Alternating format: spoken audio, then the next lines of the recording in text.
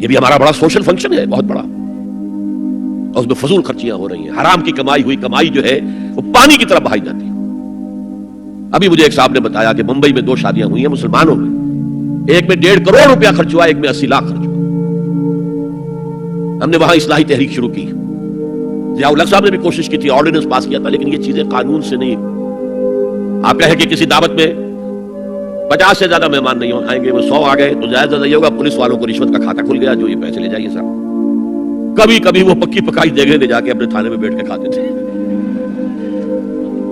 لیکن قانون سے نہیں بدلتا مزاج۔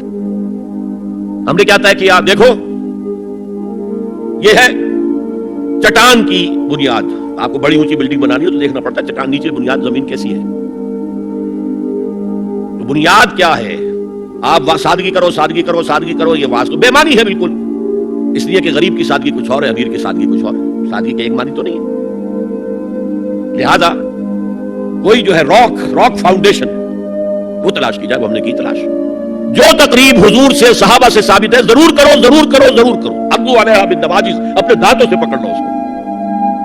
اور جو تقریب ثابت نہیں حضور سے اور صحابہ سے، یقیناً یہ کہیں باہر سے آئی ہے، یا تو ہمارا خاندانی پس منظر جو ہے، اکثر تو ہندوؤں سے مسلمان ہوئے، وہ سادات ہوں، صدیقی ہوں، فاروقی ہوں، عثمانی ہوں، وہی ہیں جو باہر سے آئے تھے، باقی تو اکثریت یہیں سے، وہ اپنا ہندوانہ پس منظر لے کر آئے، تو جس کا ثبوت صحابہ کے دور میں نہیں وہ یقیناً باہر سے آئی ہوئی چیز ہے، اس میں پھر سادگی نہیں، اس میں کمی نہیں، جڑ سے کاٹو اس کو۔ اس بنیاد پر ہم نے 5 فیصلے کیے، ذرا سن لیجئے آپ بھی، اگر آپ کوئی سوشل ورک کرنا چاہیں اس کو عام کریں۔ نمبر 1، نکاح مسجد میں۔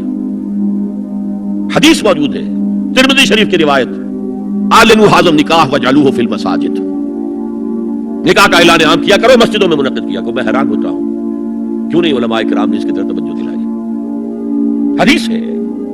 ہاں میں مانتا ہوں ان کا کہنا یہ ہے کہ یہ یہاں جو امر ہے کہ مسجد میں منعقد کرو، یہ امر وجوب کے لیے نہیں ہے، استحباب کے لیے، مستحب ہے یہ کہ مسجد میں، تو بھائی مستحب کیوں چھوڑ رہے ہو تم؟ وہ اس لیے چھوڑنا پڑتا ہے، مولوی بیچارے کی حیثیت ہے ہی نہیں معاشرے میں کہ وہ کہے جناب یہاں آئیے میرے پاس، میں نہیں آؤں گا آپ کے گھر نکاح پڑھانے کے لیے۔ وہ اپنا رجسٹر بغل میں دبائے بیٹھا سوکھتا رہتا ہے، وہ تو آنی تھی بارات عصر کے وقت، مغرب بھی جا رہی آئی نہیں، وہ بیٹھا غریب۔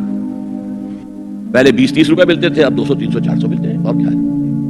میں نے انہیں یاد دلایا دیکھو شرم کرو، عیسائیوں نے آج تک اپنے چرچ کی اور اپنے پادری کی عزت یہ رکھی ہے کہ شہزادے اور شہزادی کی شادی ہوگی وہ بھی پادری چرچ میں آئیں گے۔ شہزادے کی شادی ہو رہی ہے تو جو ان کی پارلیمنٹ کے ساتھ ہے چرچ، وہاں شادی ہوگی، وہاں پردہ نہیں ہے، لڑکا لڑکی دونوں آمنے سامنے کھڑے ہو کر قول و قرار کریں گے۔ ہمارے ہاں پردہ ہے تو اس لیے لڑکی کے گھر بھی جائیں گے تو لڑکی تو محفل میں نہیں آئے گی، لڑکی کا ایک وکیل ہوگا، وہ وکیل اجازت لے کر آئے گا، 2 اس کے گواہ ہوں گے، اس کے سامنے اجازت لی گئی، پھر وہ نکاح خواہ کو اجازت دیں گے، نکاح پڑھا دیں گے۔ پہلی بات یہ ہو گئی کہ نکاح مسجد میں۔ نمبر 2، نکاح کے موقع پر کوئی دعوت تعام نہیں، کوئی ثابت نہیں، دعوت تعام صرف ایک ہے، وہ ولیمہ ہے، اور اس قدر معقول بات ہے، سب باپ اپنے سینوں پر ہاتھ رکھ کر سوچیں اور میری بات سنیں، کیا بیٹی کو گھر سے رخصت کرنے کا وقت جو ہے وہ خوشی کا وقت ہوتا ہے؟ جب بیٹی گھر سے جا رہی ہو، کوئی جانور بھی آپ قربانی کے لیے کوئی مینڈھا کو بکرا لے آئیں 8-10 دن پہلے اور بچے مانوس ہو جائیں تو وہ جب آپ ذبح کرتے تو پچھاڑے کھاتے کہ نہیں بچے؟ اور یہ لخت جگر ہے، نور چشم ہے، 18-20-22 برس گھر میں رہی ہے، وہ جا رہی ہے، خوشی نہیں ہے وہاں، صرف یہ ہوتا ہے اے سائی آف ریلیف کہ ایک ذمہ داری کا بوجھ تھا، اللہ نے آج پورا کرا دیا، اتروا دیا بوجھ۔ پھر بھی اندیشہ ہوتا ہے، پتہ نہیں مزاج ملے نہ ملے، نئے ماحول میں جا رہی ہے، وہاں جا کر ایڈجسٹ ہو یا نہ ہو، اندیشے پھر بھی ہوتے ہیں۔ تو ان سے مرغ پلاؤ کھانا اور مدنجن کھانا کوئی معقول بات نہیں ہے۔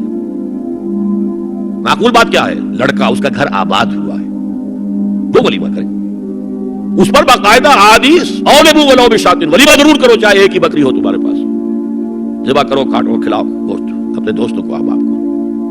یہاں تک کہا کہ بے ست طعام ہو، طعام الولیمہ، برا کھانا ہے ولیمے کا کہ اس میں غریبوں کو نہیں بلایا جاتا۔ ظاہر بات ہے مسلی کھلانے کے لیے تو ولیمہ نہیں ہوتا، اپنے احباب کو، دوستوں کو بلایا جاتا ہے۔ پھر بھی میں تم سے کہتا ہوں کہ جسے ولیمے کے لیے بلایا جائے وہ اگر نہیں جائے گا تو اللہ اور اس کے رسول کے حکم کی نافرمانی کرے۔ تو جس رسول نے اتنی تفصیل سے حکم دیا ہو ایک دعوت کا، وہ دوسری دعوت میں بھی خیر ہوتا نہ بیان کرتا؟ جب نکاح مسجد میں اور کوئی دعوت تعام نہیں تو بارات کا تصور خلاص. بارات کس بلا کا نام ہے؟ قرآن میں تو کوئی ذکر ہی نہیں، عربی میں یہ لفظ ہی نہیں. اجتماعی طرفین مسجد میں ہوا، نکاح ہوا. لڑکی کو حضرت فاطمہ کو رضی اللہ تعالی عنہا کچھ خواتین جا کر چھوڑ آئی تھی اس حجرے میں جو ایک انصاری صحابی نے حضرت علی کو دیا تھا. ان کا تو کوئی گھر بھی نہیں تھا. کوئی حضرت علی آئے ہوں اور آ کر ودا کرا کے لے کے گئے ہوں. چوتھی چیز، جہیز کا کوئی تصور اسلام میں نہیں. خالص ہندوانہ رسم، خالص ہندوانہ رسم، خالص ہندوانہ رسم. ہندوؤں میں کیوں ہے؟ وہ اس لیے ہے، معقول بات ہے کہ لڑکی کا وراثت میں کوئی حصہ ہی نہیں.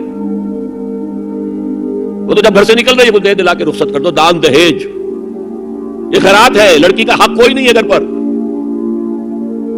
اسلام میں تو لڑکی وارث ہے. والد فوت ہوں گے وراثت تقسیم ہوگی، والدہ فوت ہوگی کوئی ان کی ہے ملکیت وہ تقسیم ہوگی. شادی کے موقع پر کوئی جہیز اسلام میں نہیں، قطعاً نہیں. غلطی سے حضرت فاطمہ کے جہیز کو جہیز کہہ دیا گیا. وہ جہیز کیا تھا؟ ایک پیسہ بھی حضور کے اپنی جیب سے نہیں تھا. اس شادی میں خاص بات کیا تھی کہ دولہا کے ولی بھی حضور ہی ہے. اور کون ہے؟ علی کا کون تھا مدینے میں؟ اور دلہن کے والد بھی حضور ہیں. اب حضور پوچھتے ہیں حضرت علی سے تمہارے پاس مہر دینے کے لیے کچھ ہے؟ عرض کیا میرے پاس تو کچھ نہیں ہے. وہ فقراء صحابہ میں سے تھے. فرمایا مہر تو دینا ہے. تمہارے پاس ایک زرہ ہوتی تھی؟ جی ہاں زرہ تو ہے. انہوں نے یہ سمجھا زرہ تو جہاد کے لیے ہے، کوئی دولت تو نہیں ہے. فرمایا جاؤ اسے بیچو یا گروی رکھ کے قرض لے کر آؤ. وہ گئے، حضرت عثمان نے خرید لی اور کچھ دنوں کے بعد واپس کر دی ہدیہ کر. یہ زرہ میں ہدیہ آپ کو کر رہا ہوں. اس وقت اگر کہتے چھوڑو علی کہاں تو لو میں پیسے دے دیتا ہوں تمہیں، تو ان کی طبیعت پر بار ہوتا. اس پیسے سے حضور نے کچھ پیسے گھر بھیجے اندر، دلہن کو ذرا تیار کر دو. اور کچھ پیسوں سے وہ ایک گدا جس میں کھجور کی کھال بھری ہوئی تھی اور 2 تکیے جس میں کھجور کی کھال بھری ہوئی تھی. ایک مشکیزہ کنویں سے پانی تو لانا ہی ہے نا. ایک چکی جو ہو یا گیہوں ہو پیسنا تو ہے نا. کوئی 1-2 برتن اور اللہ اللہ خیر صلی اللہ. یہ تھا جسے جہیز کہتے ہیں، جس میں ایک پیسہ بھی حضور کا شامل نہیں ہے. وہ حضرت فاطمہ کا مہر تھا جسے بنایا گیا. ورنہ مدینے ہی میں دوسری آپ کی صاحبزادی کا نکاح حضرت عثمان سے بھی ہوا. کہیں ذکر ہے جہیز کا؟ حضرت عثمان کا گھر بھرا ہوا، ہر چیزیں موجود، وہاں تو جہیز کا تذکرہ نہیں. بہرحال یہ شادی کو آسان کرو، زنا کو مشکل بناؤ. یہاں شادی کے لیے 9 من تیل ہوگا تو رادھا ناچے گی، ورنہ یہ کہ بڑی ہو رہی ہے، عمر ہو رہی ہے، سب کچھ ہو رہا ہے، لیکن کچھ تقاضے تو ہے نا. آخر کچھ تو کرنا ہوتا ہے نا. آخر کچھ نہ کچھ لوگوں کو تو کھانا کھلانا ہی ہوتا ہے نا. بارات تو آخر آئے گی ہی نا. کچھ نہ کچھ تو دینا ہی ہوگا. کچھ جوڑے کپڑے، کچھ. یہ اسلام کا فلسفہ جو میں نے 4-5 باتیں آپ کو بتا. فلسفہ یہ ہے کہ لڑکی کے باپ پر ایک پیسے کا بوجھ نہیں. تو نے لڑکی پاک پوچھ کے تمہارے حوالے کر دیا، اور کیا چاہتے ہو تم؟ سارا مرد آزماں، مرد آفرین، مرد کو چیلنج دیا ہے. تم مرد ہو، مہر تم دو گے. اور سب سے بڑھ کر کیا ہو رہا ہے آج کل بھی ہوتا ہے، وہ ہمارے ایک کچھ کام ہوتے ہیں اسلامی، وہ بھی ہے کچھ وہی ہندوانہ پس منظر. نکاح کی محفل میں چھوارے کون لے کے آتا ہے؟ جی لڑکے والے. اور پلاؤ کن سے کھاتے ہیں؟ بھائی جس کو تمہیں مرغ پلاؤ کھلا رہا ہے وہ چھوارے نہیں بانٹ سکتا تھا. یہ ہے اسلام اور غیر اسلام کا امتزاج. چھوارے لڑکے والے لے کر آئیں گے اور پھر دعوت اڑائیں گے لڑکی والوں کی طرف سے.